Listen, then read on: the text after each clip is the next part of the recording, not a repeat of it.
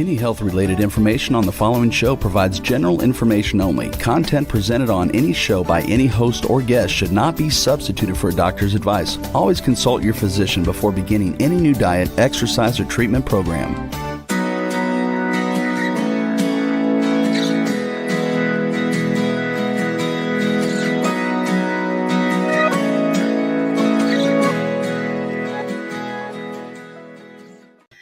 Welcome to Accelerated Health TV and Radio Show. I'm your host, Sara Banta. I'm a health coach, natural supplement expert, and a busy mom of three. Make sure you hit the subscribe button below so you're notified every week with my new podcast on Mondays and Tuesdays. And if you haven't already, join my free group coaching on Telegram with the link below. There is no downside. I teach you on a daily basis with tips and tools to enhance your health. In addition, you will be a part of a like-minded group to support you on your health journey, in addition to truly taking control of your health. My goal is to reach everyone on earth with eyes to see and ears to hear my message of healing. So help me with that goal and share this podcast with a few of your friends who may need my help. Today, I am super excited. We have Dr. Bill Campbell back. He has earned his Ph.D. in exercise nutrition and preventative health from Baylor University. He's currently a professor of exercise science and director of the Performance and Physique Enhancement Laboratory at the University of South Florida. Welcome, Bill. How are you today? I am doing great. Thank you for inviting me back. I love this topic. We're cracking the body fat code and the truth about body fat gain and fat loss. And wouldn't this be amazing if we could just go like that and get the physique we wanted, right? Well, I want to start. We're going to get into a whole bunch of things, especially these fat loss and weight loss drugs that people are doing. And but I first wanted to start with demystifying body fat. What is body fat's purpose on our body? I mean, if here we are, all of us want to get rid of it, but there's got to be some sort of physiological reason that we have this part on our body. Yeah, I start that discussion with the concept known as essential body fat. So essential body fat is the body fat that we have to have so that our bodies can perform normal physiological functions. Females have significantly more. So their essential body fat is like breast tissue, the fat around reproductive organs. Typically, it's around 12%. Males have considerably less essential body fat. It's probably around, I think it's around 3%. So there's where I start that discussion. And then fat does produce, it's an organ. Some people would call it an organ, and it produces, well, one thing that a lot of people are aware of is like leptin. So the more body fat you have, the more leptin you produce. Leptin helps control chronic hunger levels. So body fat is an organ that produces not molecules. It produces things that we need for normal physiological functions. So it's one of those things that if you have too much, which is where developed countries are currently at, that becomes unhealthy. But also on the other side of the spectrum, if you reduce body fat levels too low to where it starts to impact your essential body fat levels, that is also a non-optimal health state. So I love that you're talking about leptin, and I actually just wrote an article on leptin resistance, insulin resistance, uric acid, the increase in fatty liver disease and obesity in the United States, and globally, and its relationship to processed foods. Now, what leptin resistance, and please correct me if I'm wrong, is when your body's fat stores start screaming at your brain, but your brain's not listening to the signal that it's full and it's got plenty of fat on the body. So if someone's obese, the brain, the signaling is not working. What happens with leptin if somebody has not enough essential fat? So they're the opposite extreme, way too thin without Have you looked at what the leptin signaling does when someone is low essential body fat? I haven't looked at the leptin signaling cascade, but what we have done in a few of our studies is just monitor leptin levels. And for those that don't know, my career started in obesity research, and it's transitioned to where I study fat loss in people who are already lean or people who don't need to lose body fat for health reasons. They're trying to be leaner more for vanity reasons. So in that population, think bodybuilders or people who just want to be leaner than what you would typically find, that what we would typically define as average. And what we see in our research is leptin levels just get low. And we've even had the leptin levels get so low that they become undetectable in saliva samples. Now, saliva is not as good as blood to assess leptin levels, but when leptin levels get to be that low in a normal normal physiology, the person that's experiencing that will have very high levels of hunger. So you want there to be a given amount of leptin circulating, which helps control chronic hunger. And what you said, now, if you just wrote an article on it, you're more of an expert than I am, but I understand it the same way you do. In individuals with obesity, because adipose tissue synthesizes and secretes leptin, there's a large amount of leptin going throughout the body. And again, I'll just use the word, in normal physiology, that the brain would perceive that and say, okay, we don't need to eat. Let's regulate our hunger by lowering it. But there is what you call leptin resistance, and that's a brain problem. It's not a leptin secretion problem. The adipose tissue is doing its job.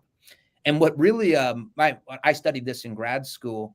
What was really intriguing when they first identified leptin, they gave obese mice or obese rats, one of the two, one of the rodents. They injected them with leptin, and it eliminated their obese state. So everybody at the time early on was very excited. They thought leptin was going to be this miracle fat loss drug. And then when we did the same experiments in humans, it was ineffective. So there's one example. You have to be careful of extrapolating rodent data to human data. And there's the example that I always use for that.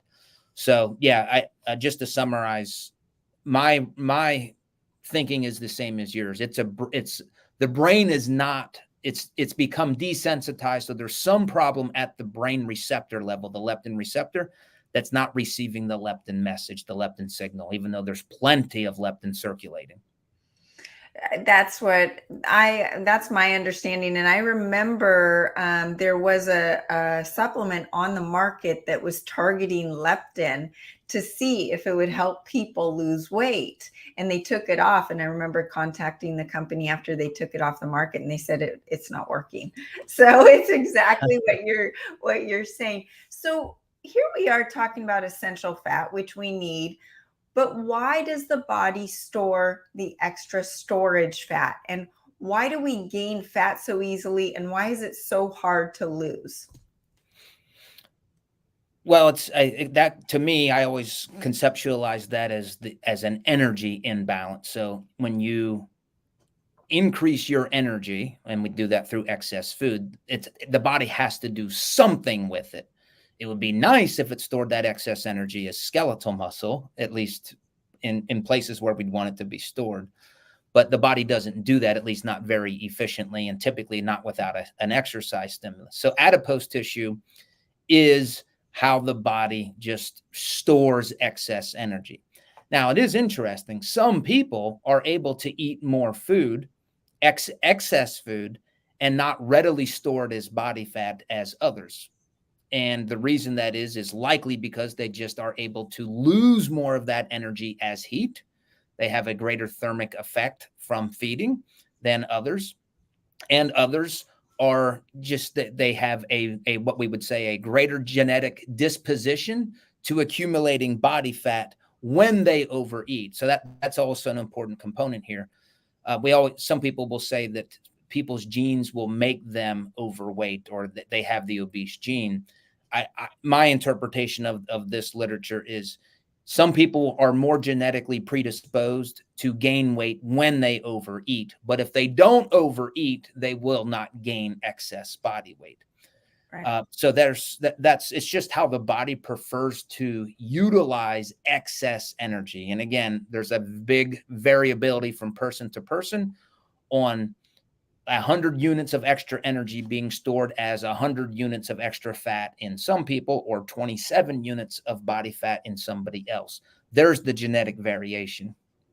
And you can go down a rabbit hole of it being gut bacteria. And you've heard about studies where they've done fecal transplants on people and not changing anything else. They've either gained weight or lost weight, depending on where that fecal material came from. So we're not going to get into that here today, but I want to go down the topic that in your research review of Body by Science, which I recommend to everybody. Your science and your reviews are easy to understand. They take these big concepts and really are easily to digest for just the layman. So kudos to you. I love all of your posts and everything that you do on social media as well. I always learn something new.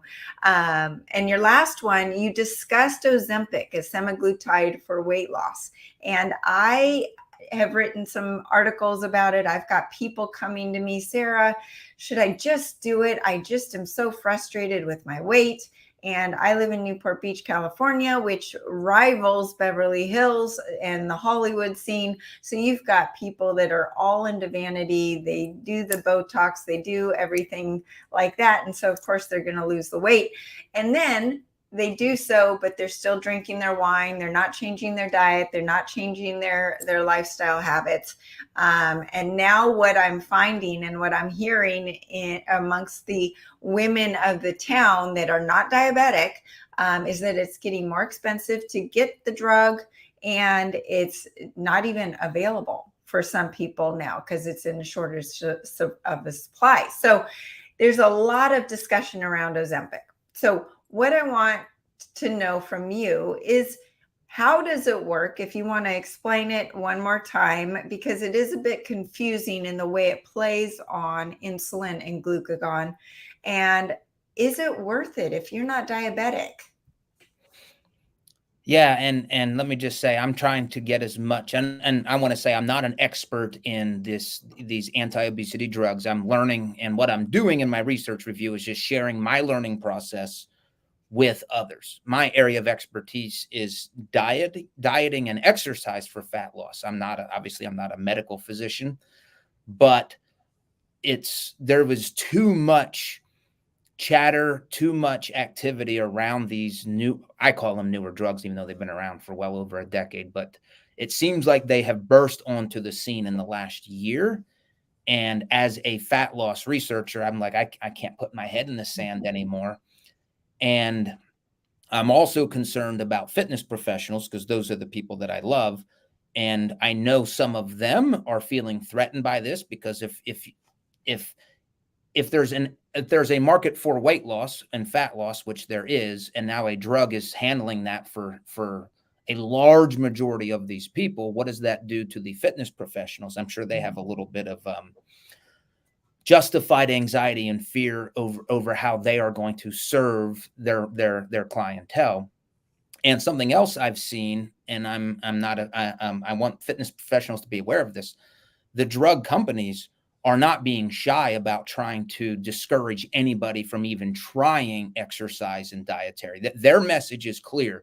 That won't work. Exercise and diet won't work. And that's not true. And my answer to that is, it is true to tell somebody, a physician, to tell an individual with obesity in their office, go exercise and eat less. That's not effective. But the people that I train in my university, the people that, I don't know if you help people directly with weight loss, but let's say you do, people like you, and I'll even throw out a kudos to my Body by Science subscribers, my Physique Coaching Academy students. If those are the people helping people with weight loss, weight loss, it would be much of a different outcome because it's individualized. It's not just a catch-all, do this. And even a lot of the research studies are, here's your program, eat less. And that's not effective, but individualized strategies and approaches would be much more effective.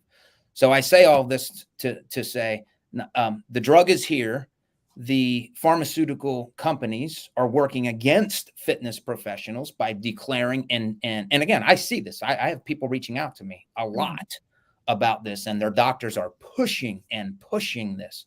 And again, I'm not against the drug at all. There are some people who I think should take this drug, see if they have unbearable side effects, and if not, the weight loss is very profound in many people. And I firmly believe excess adiposity is very healthy. And if you need a drug to do that, great. Now, I think this is a long-winded answer. I also want to say I agree with you. I am hearing a lot of people who actually need the drug for diabetes can't get it. Mm-hmm.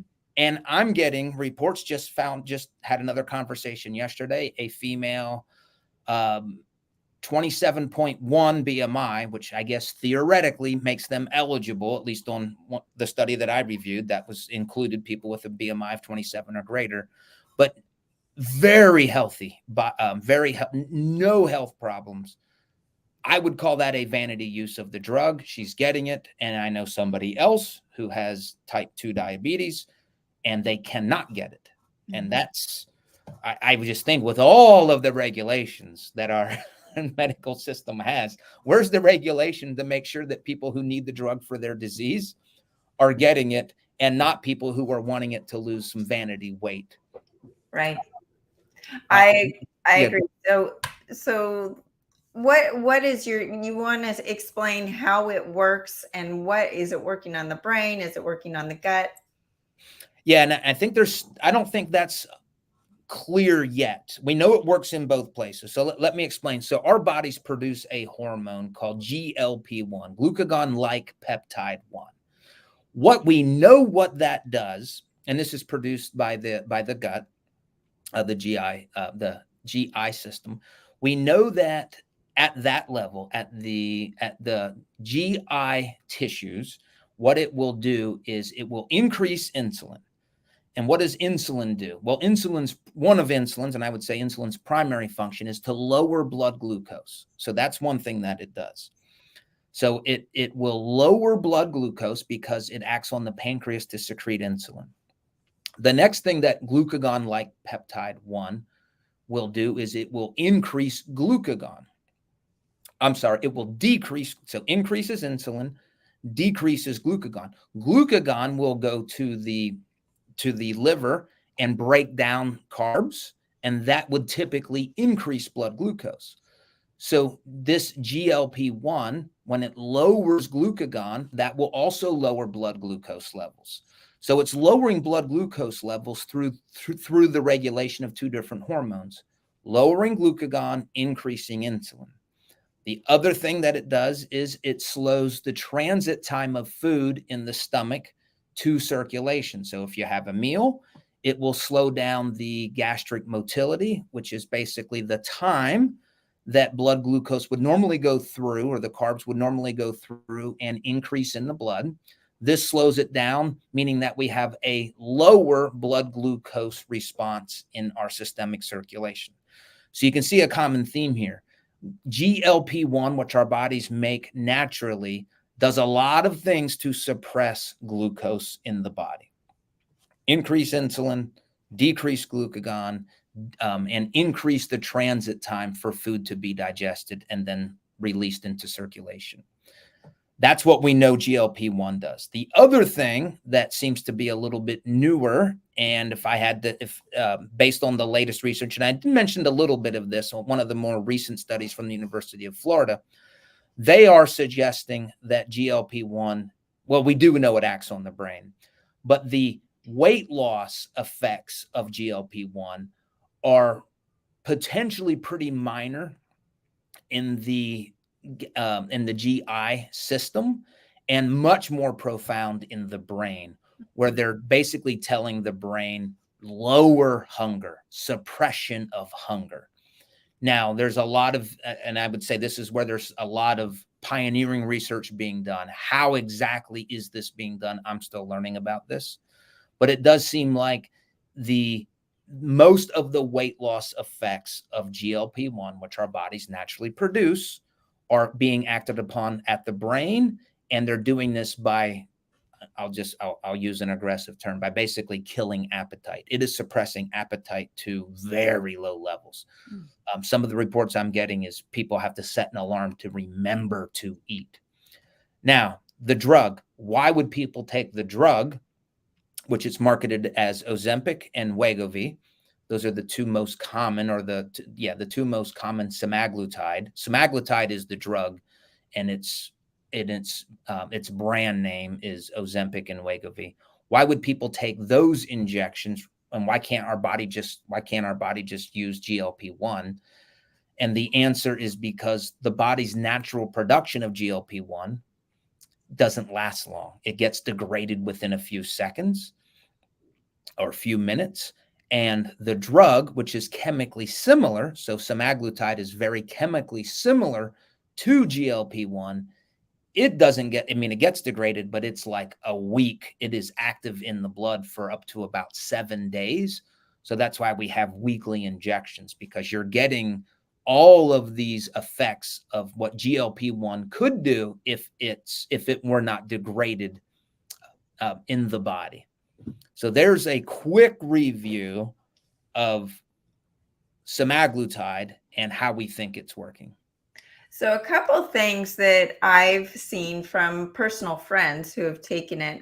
One had an opportunity to try it for 2 weeks, but she didn't have the financial wherewithal to continue taking it. But she said, Sara, for 2 weeks, I did not think about food. I was not chained to this obsessive thought about food. She lost 7 pounds, but the good news is after the 2 weeks, she actually kept her weight off.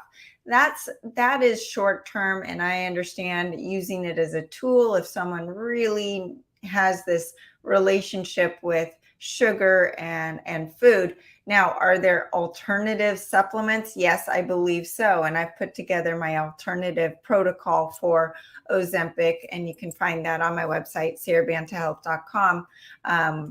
But the second case was someone that started the semaglutide before anyone knew about it. So a couple of years ago, and she just stopped it because it got too expensive. But the other thing that happened, Bill, is she started using it as a crutch. She started realizing, hey, you know what? I'm taking this drug. It's okay if I eat all of this junk food. And so it started playing with her brain that she could get away with eating foods that she normally wouldn't have eaten. And she ended up gaining 15 pounds, still being on the drug. And she'd been on it for over 2 years. That was the other thing, that in some of the studies, the side effects, they didn't do the testing longer than 18 months, I believe. And so they really have not explored the long-term side effects. So wanted to mention that as well. It is a very controversial subject, but at the same time, if you can find supplements like berberine, the accelerated keto, which I use for my clients to help suppress appetite, calm the brain down, heal the gut, it gets your body's own appetite suppressant and regulation in check. So that was just really interesting to hear, to read your take on it and in your Body by Science review, because it's such a hot topic and everyone today is looking for results. And let me just add 2 things. I haven't mentioned this yet. I haven't promoted it yet, but I'm going to, for my subscribers, I'm going to have at least one live session on a classroom where I want to bring everybody in to get somebody like you would be awesome, just to share what are we seeing with this. And I'm going to present the threats and opportunities to fitness professionals, because there are some really good opportunities for people as well, because the market is this, the way that I see it. There are people who don't want to take this. They're going to try one more time through diet and exercise before they go on the drug. So I'm actually helping somebody with obesity right now in that realm. 2, we have people on the drug that have lost significant amounts of weight, 10, 15, 20% of their body weight, who previously were not even in the arena for fitness. But now that they've lost a lot of body weight, they are now open to the idea. They're not as embarrassed. They can now maybe possibly go to a fitness center and fit in the equipment. So there's an opportunity. And then we have the people who, and this is debated, but there are a lot, 2 research reports, and I think I mentioned this in my summary. People are losing lean body mass, at least that's purported in some people, and the research would suggest that as well. More lean body mass than what we would expect with diet and exercise. So there we have another opportunity. People taking the drug, they need an exercise program more to combat this, because now they're at a really increased risk for sarcopenia. So I'm going to talk about these just to give a brief overview of the drug, and I'm going to start promoting this soon. And again, that's for my subscribers, just to have kind of like a town hall. And then the second thing, which is related, you mentioned berberine, and I studied that a little bit last year, and that seems like I want to learn a lot more about that. But from what I did learn, and I don't know a lot about it, but boy, did that seem everything that it does. I remember one of the things, like it lowers blood glucose. That was one of the things naturally. Yeah. I think you said something about improving gut health. I don't remember reading that, but it wouldn't surprise me. I just remember being very impressed with berberine as a dietary supplement. And I don't remember there being any side effects with it. No, there's not, and it doesn't. It rivals metformin. That's what Yes. it's been compared to, and it doesn't have the side effects of metformin, because metformin can also cause muscle loss as well, especially as we're getting older, as we were talking about before we came on. As you get older with age, that it's harder to keep on that expensive muscle, and a lot of people on these drugs, it's still confusing to me whether it's the fact that these people on semaglutide are not incorporating a higher protein diet and strength training, and that's why they're losing muscle mass, or is the drug actually causing muscle loss? And so that's interesting to me. Whereas what I've seen with a combination of the accelerated keto supplement that puts you into ketosis, but it also helps burn that liver fat and helps cleanse the liver, which is really important for your protein breakdown and fat absorption. But then it also allows you to intermittent fast and cut down the sugar cravings. That in conjunction with the berberine, which takes that insulin spike from a meal to just like a molehill, right? So it's helping with that, keeping that blood glucose in a normal range. That combination is magic. It's like this 1-2 punch to giving people these results and freedom from the chains of thinking about food all day. And people need to realize that those obsessive thoughts are coming from the fact that your brain is hooked to glucose for fuel. It doesn't know how to burn fat for fuel, and so it's looking for that glucose, and so you're constantly thinking about food, which leads me to another topic that you discussed, and that is overfeeding with low versus high protein diets. And I pound this into my clients: protein, protein, protein, because number one, it's hard to convert protein to fat. Your body doesn't want to do it and wants to use it to build your tissues and your muscles. But what happened to body composition in your study when you overfed people with either a low versus a high protein diet? So if you're talking about are you talking about the study that I did in resistance trained females? Yes. Okay. Yeah, so I believe that was the first study ever done where we compared high versus low protein in a female population, and they were resistance training females.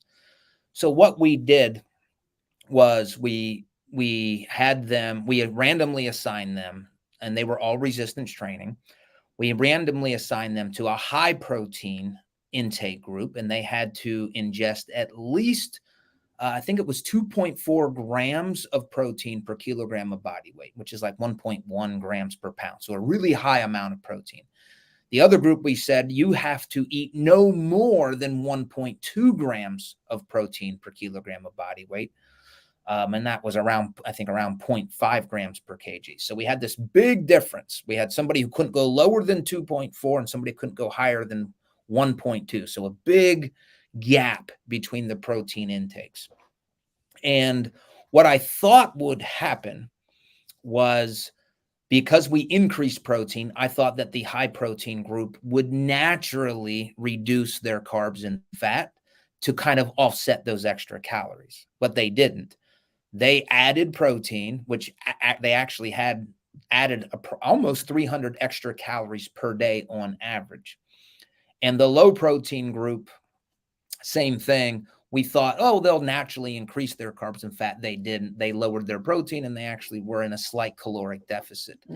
And at the end of the study, not surprisingly, because they were resistance training, and by the way, we supervised that study. So every single workout was supervised by our staff. So we know exactly, it was like a 90-some% adherence rate to the exercise.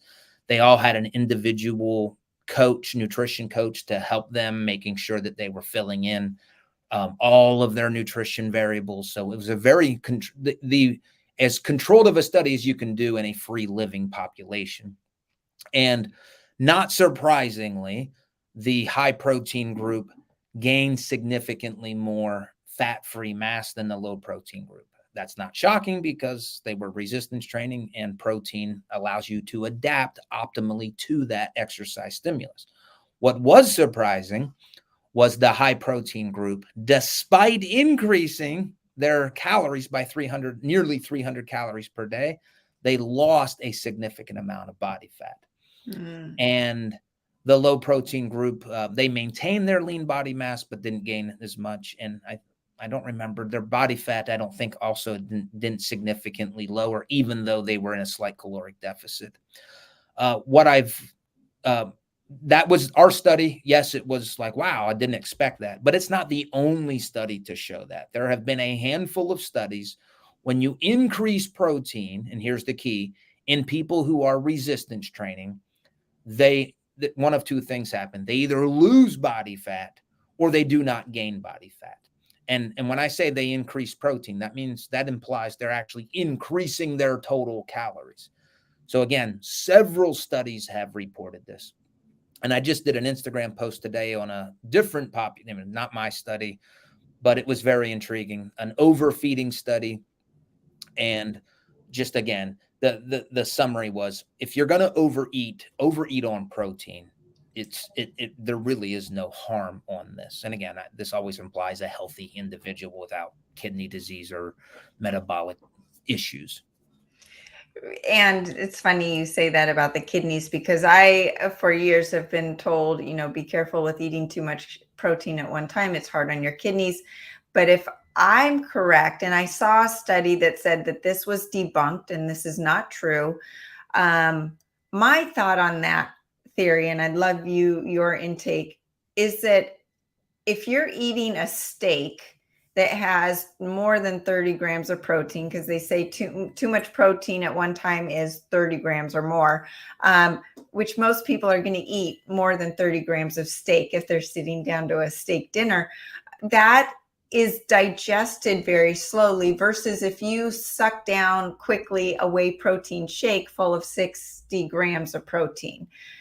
Do you have any thoughts on that? And I also wanted to ask about your opinion on adding extra whey protein to a diet and these shake type meals for bodybuilders or people that are trying to lose fat and gain muscle. So two separate questions there. Yeah, so we definitely do have a difference in digestion kinetics. So whey protein versus a steak, it's going to be much more elongated, a slower release of amino acids from the steak. But interestingly, when in terms of muscle protein synthesis, which is what most people focus on when they're trying to build muscle, whether the protein is digested fast or slow, and this I'm relying on a study that compared whey protein versus casein protein. Casein's pretty slow relative to whey protein, which is digested very fast. What they found in that study was first 3 hours, whey protein increased muscle protein synthesis more than the casein.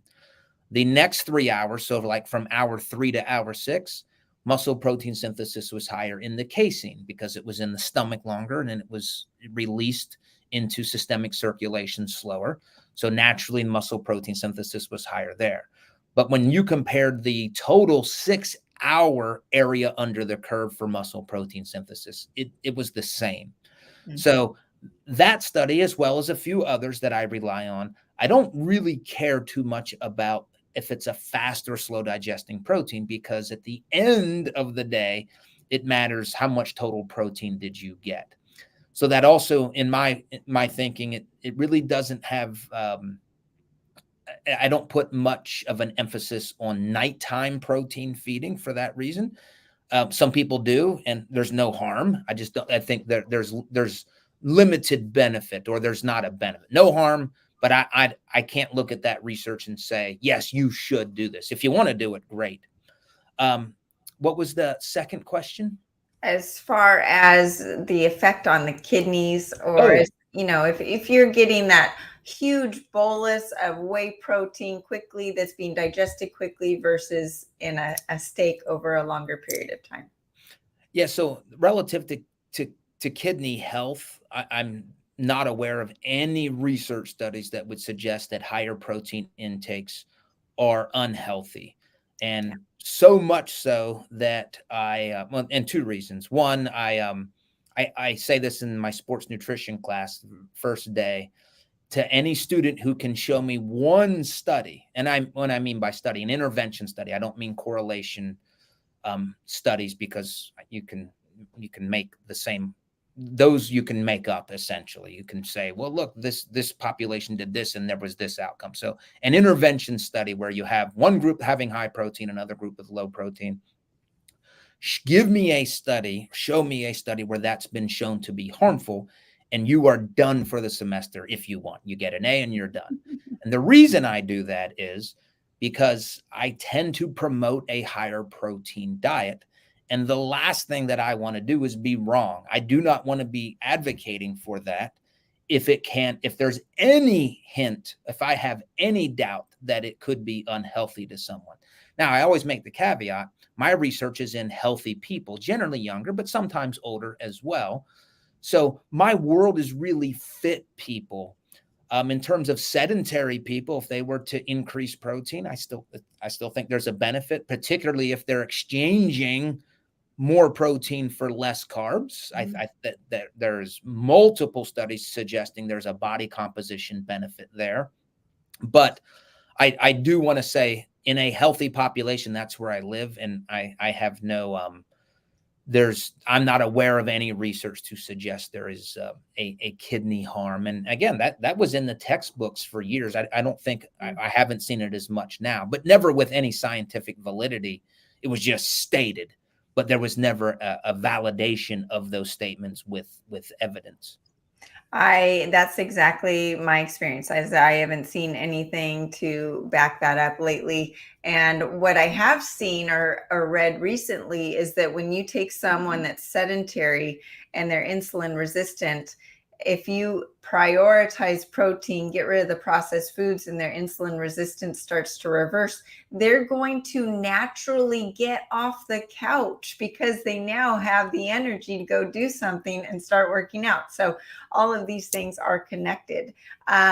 Okay, so we want to change our body composition. We want to lose fat. We want to maintain our muscle mass. Where does the fasted cardio fit into this equation? Fasted cardio. So I'm aware of about 5, maybe 6 studies that have investigated this, and the evidence doesn't lend itself globally to say, yes, do this, you lose more body fat. Basically, if somebody's going to exercise, you look at the most important thing is the amount of calories burned during that bout of exercise, not necessarily on when. So we do have a study or two that says, hey, this looks a little better. Then we have a study or two that says, hey, this is actually detrimental. So taking globally, I can't say you should definitely do fasted cardio. But saying that, for some people, for myself, for many years, my lifestyle was such that I did fasted cardio. It worked for me. Did I do it because, hey, I think I'm burning more body fat? No, it just worked out best for my lifestyle and the timing of my morning cardiovascular exercise at that time. That being said, we also have to be aware of individual differences. Some people doing fasted cardio may have elevated hunger afterwards. Other people may have blunted hunger when doing fasted cardio. That's one thing I've learned.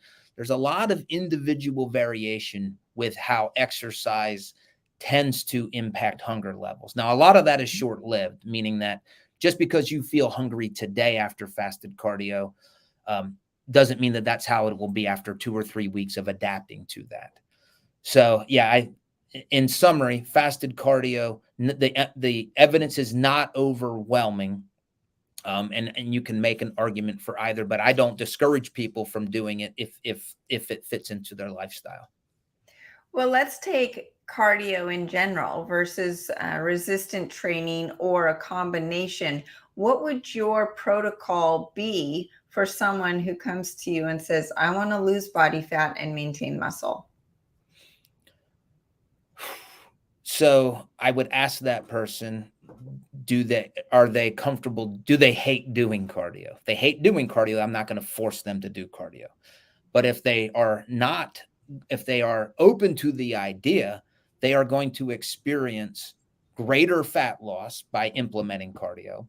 And if they are a new to fitness, they've never exercised before, and the only thing they do is just cardio, let's say there's no dieting, no resistance training, they're going to see two things. They're going to lose body fat from that aerobic activity, and they're going to maintain more lean mass. And that's pretty, a lot of people don't appreciate this.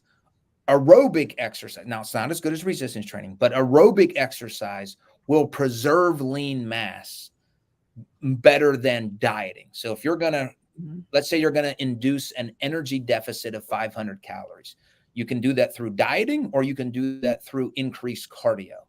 Increased cardio is the better choice because of almost all of the body weight, or I would say all of the body will come from body fat stores.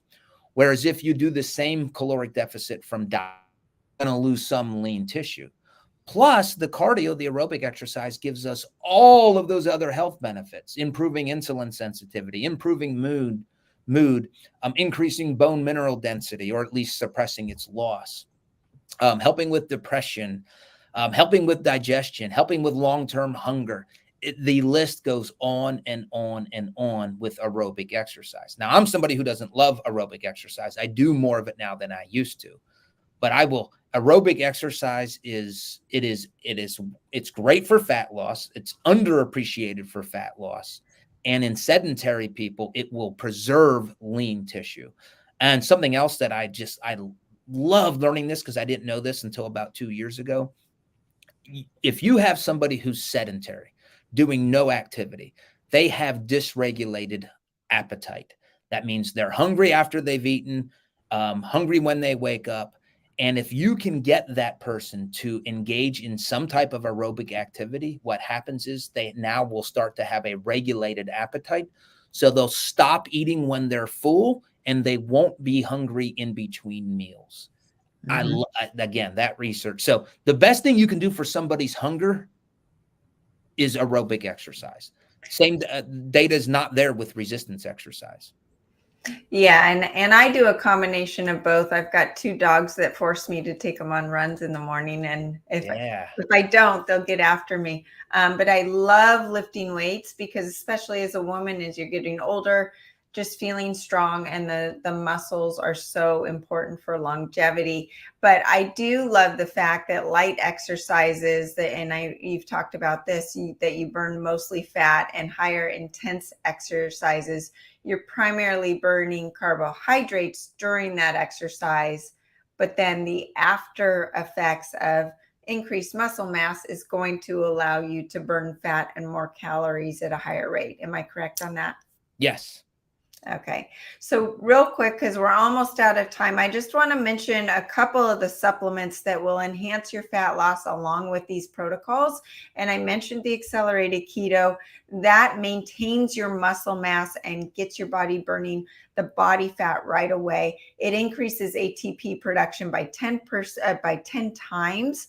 And that ATP is your mitochondrial health that will increase the fat burn, the fat oxidation, cleansing the liver, detoxing the liver, so you have better fat burn and better muscle and protein synthesis. And then when you add in the accelerated iodine, which increases ATP production by 18 times in all 100 trillion cells of your body and help with hypothyroidism and metabolic rates, that's going to help with your energy so that you have the energy to go out and do what we're talking about.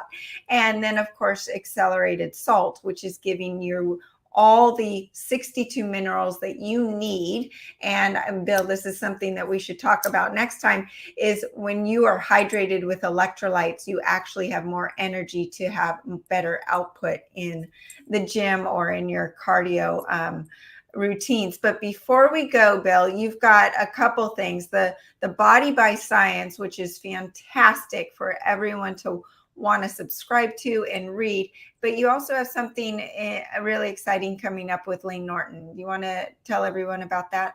Yeah. So my Body by Science, if you're interested in that, just go to my website. It's Ph.D.com. It's a research review. I summarize 2 research articles. I bring in experts to help apply the research. It's all about losing body fat and building muscle mass. And again, that's Ph.D.com. And then I created a course with Dr. Layne Norton, and the course is called Physique Coaching Academy. And we believe that it is the best course on the planet for training fitness professionals whose primary clientele is body composition. So helping clients lose body fat, gain muscle, and doing so with the evidence-based literature. So we have a lot of research in there. We teach our students how to critically evaluate and read the research, and then serve their clients with the evidence that we have. A lot of the stuff we talked about today is in the course to help clients lose body fat and build muscle. Amazing. And we'll have the link to your website in the show notes. So check it out. And these 2 experts, there's no one that would even rival them when it comes to this topic. So thank you, Bill. And thank you, everyone else, for joining us today. If I can help you with your health issues, you can contact me directly through the website, SaraBantaHealth.com. Happy to put together a protocol for you. Join my free group coaching with the Telegram link below. There's no downside. I teach you on a daily basis with tips and tools to enhance your health, and you will be a part of a like-minded group. You can follow me on Facebook and Instagram under Accelerated Health Products, and across over 100 channels under Accelerated Health TV and radio show, including this podcast. And my goal, like I mentioned before, is truly to reach everyone on earth with the eyes to see and the ears to hear my message of healing. So please help me with that goal and share this podcast with a few of your friends. And join us every Monday at 2 p.m. Pacific, Tuesdays at 1 p.m. Pacific. You can use coupon WELCOME10 for 10% off site-wide. Thanks again for joining us here, and have a great week. Thanks, Bill.